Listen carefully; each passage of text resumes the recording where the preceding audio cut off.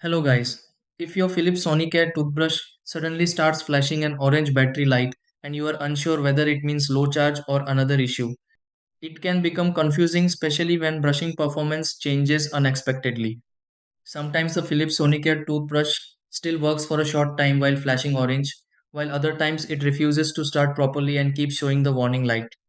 A situation like this can happen because of low battery charge, charging interruptions, temporary power glitches, or contact issues that are easy to overlook. Before assuming something major completely stopped working, there are few simple things worth checking because many Philips Sonicare toothbrush battery light problems can improve after quick adjustments. In this video, let's go through several easy steps to help fix a Philips Sonicare toothbrush flashing an orange battery light. Try these. Step 1. Place the Philips Sonicare toothbrush on the charger if the orange battery light keeps flashing.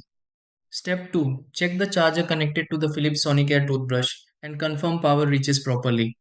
Step 3. Clean the charging area on the Philips Sonicare toothbrush if charging seems inconsistent. Step 4. Dry the bottom of the Philips Sonicare toothbrush carefully if moisture recently appeared. Step 5.